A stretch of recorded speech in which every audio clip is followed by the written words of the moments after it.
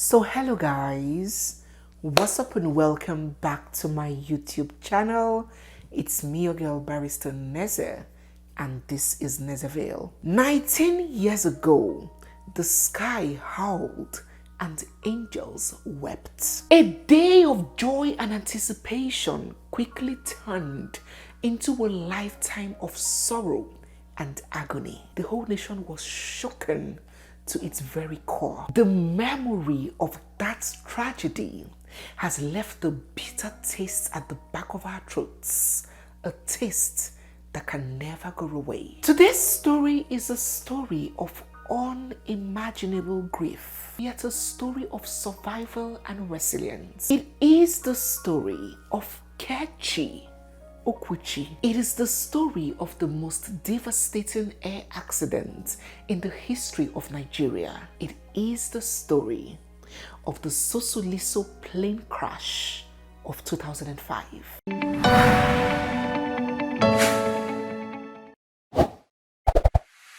KECHI OKWUCHI was a beautiful, bright, and deeply loved child. And when I say beautiful, she was truly a beauty, and she was very cognizant of that fact. I was a really good-looking teenager and I was aware of it, so obviously I had a lot of confidence from that. Born on the 29th of August 1989, KECHI was the eldest sibling in a family of four.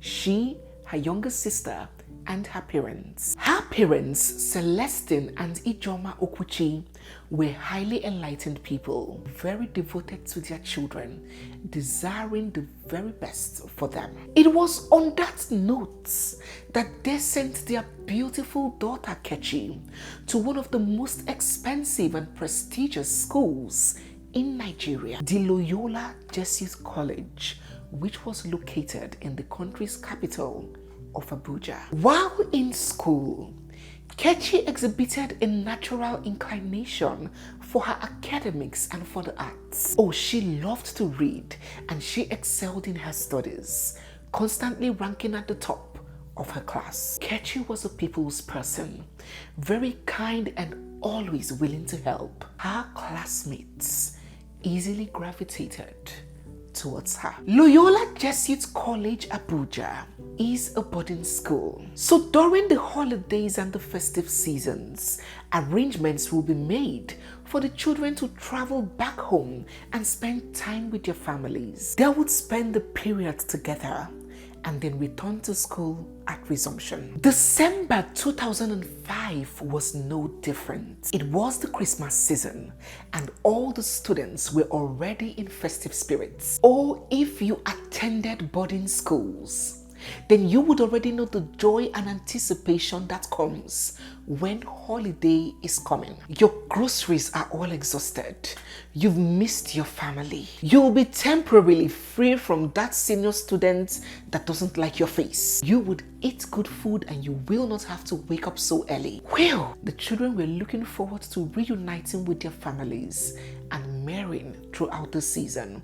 And these feelings were not different for KECHI. On Saturday, the 10th of December 2005, 16-year-old KECHI, along with 60 other students ranging in ages from 12 to 16 of the Loyola Jesuit College in Abuja, boarded the McDonnell Douglas DC-9 aircraft owned by Jet Airways but operated by SOSOLISO Airlines. They were taken off from Nnamdi Azikiwe Airport in Abuja to land at the International Port Harcourt Airport in Rivers State in about an hour. They were not the only passengers on board. Flight 1145 was carrying a total of 110 persons, 103 passengers and 7 crew members. Amongst these other passengers was an American and French national, volunteers for Doctors Without Borders who were on an official assignment in Nigeria. Popular televangelist Pastor Bimbo Odukoya, the national president of the Petroleum and Natural Gas Senior Staff Association, the Pengasin, amongst other people. The plane was filled to capacity. 48-year-old Captain Benjamin Adebayo, who had well over 10,000 hours of flying experience, was the pilot, and he was assisted by 33-year-old Ghanaian co-pilot Benjamin Andan. Handling domestic passenger flights was business as usual for them. They made all necessary announcements. Everybody settled in, and about 12:25 p.m. they took off. The flight from Abuja to Port Harcourt was very uneventful, very smooth, and just in time, the aircraft made its final approach to Port Harcourt International Airport. At about 140 kilometers from arrival, the aircraft contacted air control for descent clearance. They were cleared to land at runway 21, warning the pilots of the possibility of a downpour at the airport, which might cause the runway to be wet and slippery. And so the descent began. KECHI and the other passengers had fastened their seatbelts. Their families were already at the airports, filled with excitement and joy to welcome and receive their children. I was at the airport and with the other parents. It wasn't a new thing. This is what we always did. We wait at the airport for the kids to come in. Something terrible was about to happen. Now, in aeronautics and aerodynamics, there is something called the safe decision altitude, the SDA. It is an altitude from the ground in which the pilot should be able to see the runway clearly before he begins to land. It is that altitude where the pilot has to decide whether he can continue landing to safety, and where safe landing is unlikely, execute a missed approach and not land. The standard safe decision altitude is at 307 feet from the ground. So a pilot is not supposed to descend below 307 feet without getting clear visuals of the runway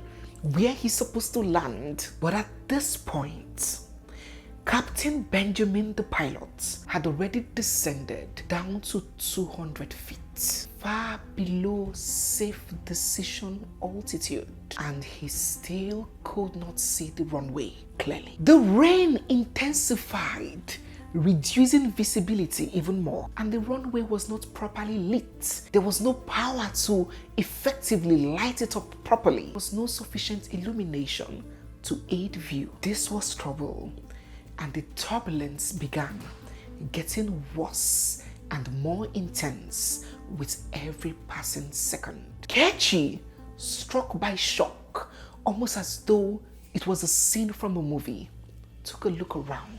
The tension was rising, the panic was building, and horror was brewing. People had begun screaming, calling on God, calling on the Holy Ghost, praying loudly and speaking in tongues. She couldn't say a word. She stretched her hands and held her friend who was sitting beside her. And I remember holding my friend's hand. That was the last thing I remember doing. She was in the aisle seat next to mine. And that was like the last thing I did, the last person I looked at, spoke to on that plane. And then it was just darkness. As the pilot descended lower with no visual contact with the runway, he decided to abort the landing and initiate a go-around. But it was too late. The plane was too low. The crew did not have enough time to adjust the aircraft and position it for that maneuver. The plane was out of his control and continued to descend. The DC-9 aircraft impacted the grassy area between the taxiway and the runway, and then collided with the concrete drainage, and its engine got stuck in the drainage. The plane quickly disintegrated and then came to a halt. It may have been a relief for KECHI and other passengers, but that relief was short-lived. At this point, a good number of the passengers were still alive. The impact of the crash had not caused so many casualties, but as the plane broke, aviation fuel began to spill, and sparks quickly erupted near the wing,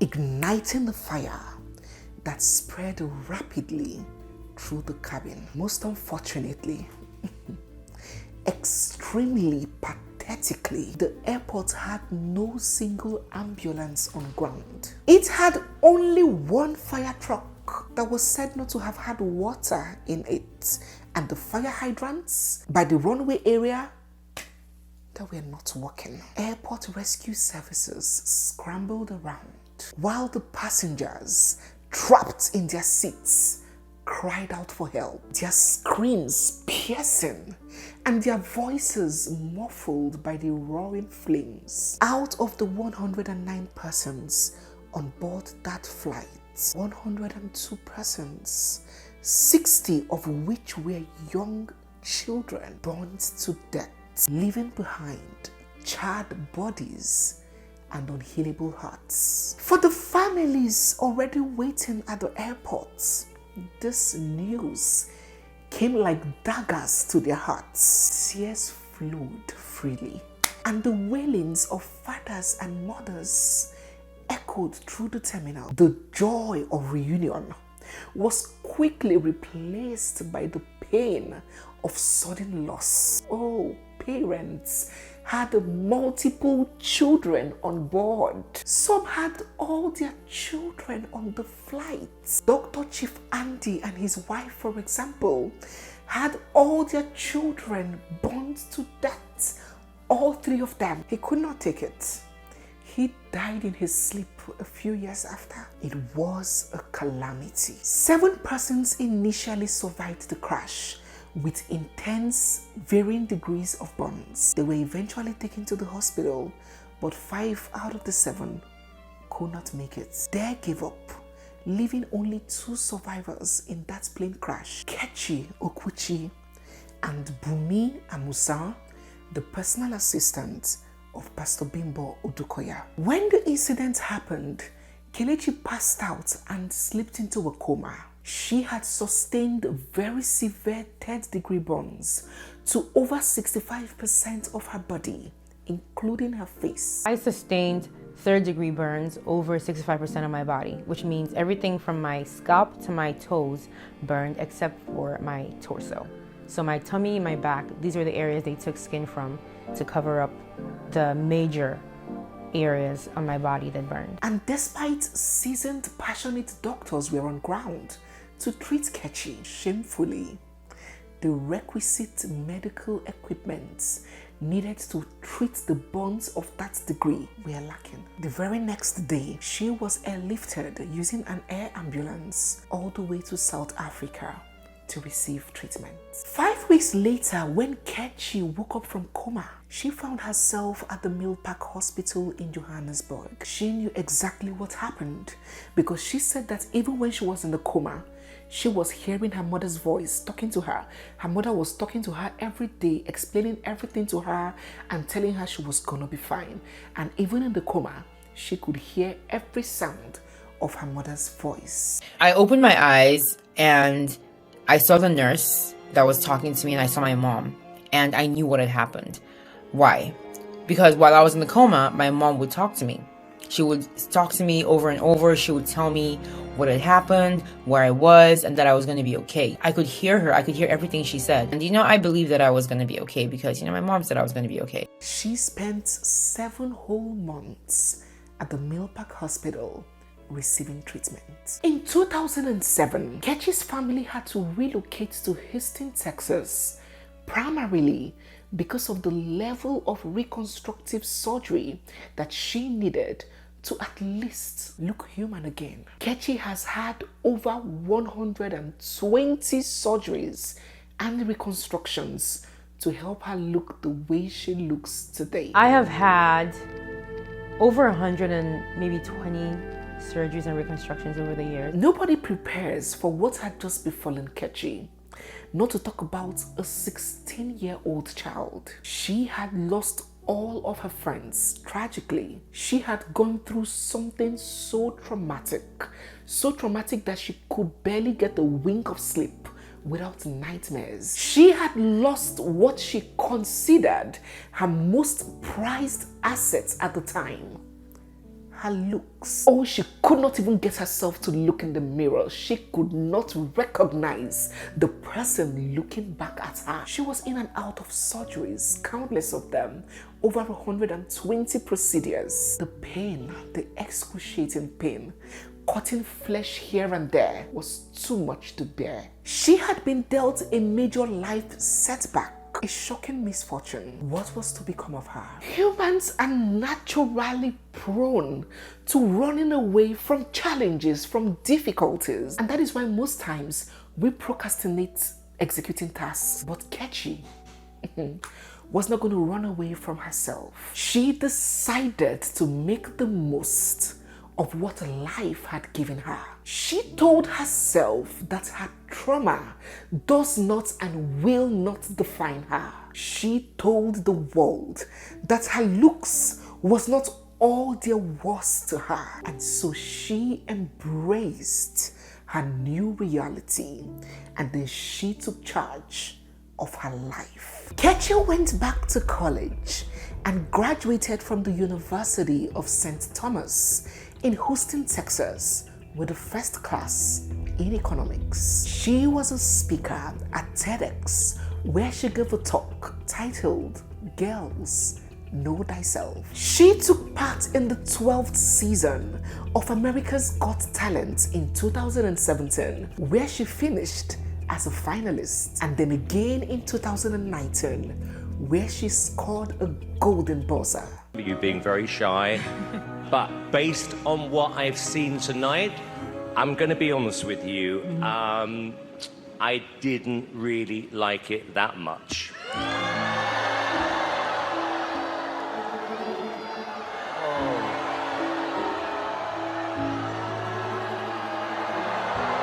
I actually loved it.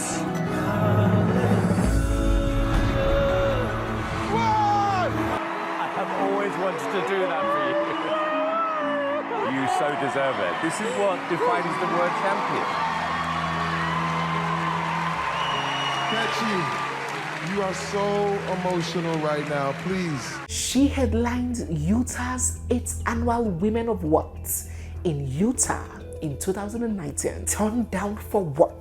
Oh no, Kechi was not stopping. She was not slowing down. She worked so hard and put her body to the test and dropped all of the weight that came with the pain and the defeats. And then she got her sexy back. She became a United Nations advocate, a recognized spokesperson for burn survivors, and she holds a Nigerian Achievers Award. Kechi has added yet another feather to her very busy hat.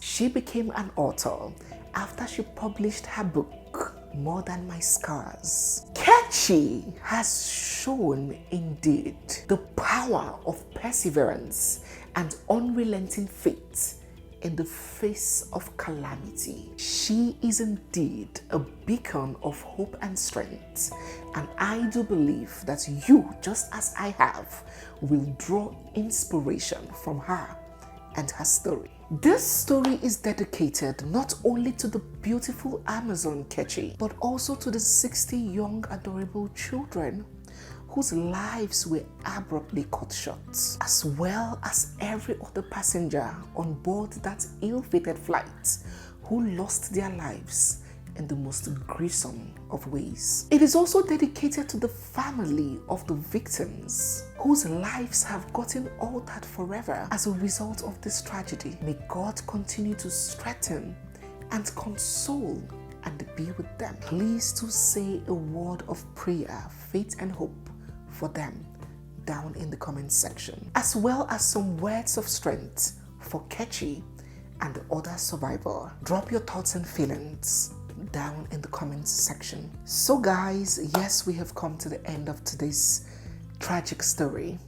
If you're new here, you are seeing my face for the first time, or if you've been watching without subscribing, don't forget to hit the subscribe button, give this video a big thumbs up, drop all your comments down in the comment section, and stay glued, for we have so much more coming your way. It's me, your girl, Barrister Neze, and this is Nezeville. I'll see you guys in my next one. For now, bye. I was in a plane crash when I was 16 years old back in Nigeria. Oh, wow. It took the lives of 107 out of 109 passengers, and I was one of the 2 survivors. How do you actually deal with that afterwards, Kechi? Well, lying in the hospital bed with like bandaged head to foot, not being able to move or do anything else, music was my escape, and that's why it means so much to me.